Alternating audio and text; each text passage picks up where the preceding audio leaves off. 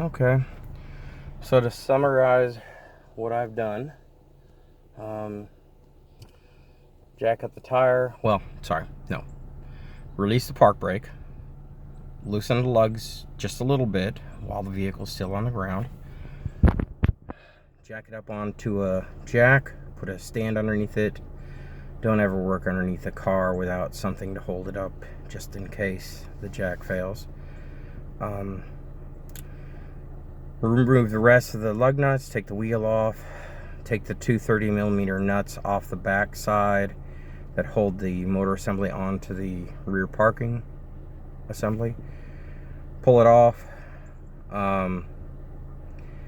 stick a T40, I think it was, into the hole on the back side of the caliper assembly. Turn it clockwise until it stops. You can turn it like half a turn back just to make sure you don't set it in there. Stick a screwdriver in between the caliper thing and the brake pad. Pull out gently to squeeze the piston back into the assembly. Use a 13 and 17mm wrench to loosen and remove the two bolts that hold the assembly in place. Pull it to the side. Take the two old pads off. Put the two new pads on.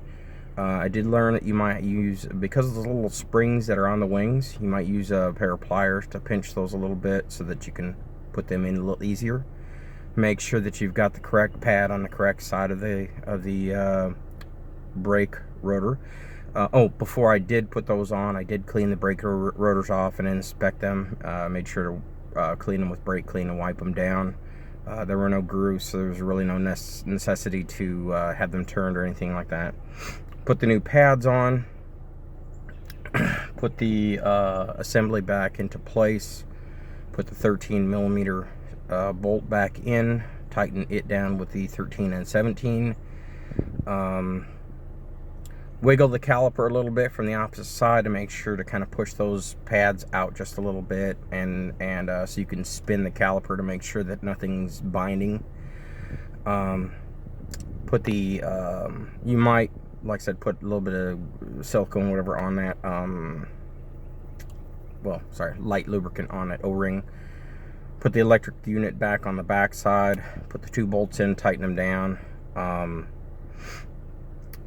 And pretty much beyond that, it's just putting your tire back on, put your lugs on, snug them, remove your jack, stand, drop the jack, tighten the lug nuts down the rest of the way, and then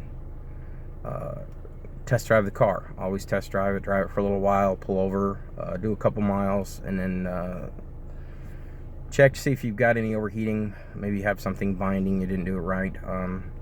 On occasion, when you do the front ones with the floating pins that they've got on a lot of the front brake pads, if you put too much grease on the floating pins, it can create a suction issue where it'll hold it against the caliper on one side versus the other. You always want to be careful when you have those floating pins not to overlube them. It is a thing.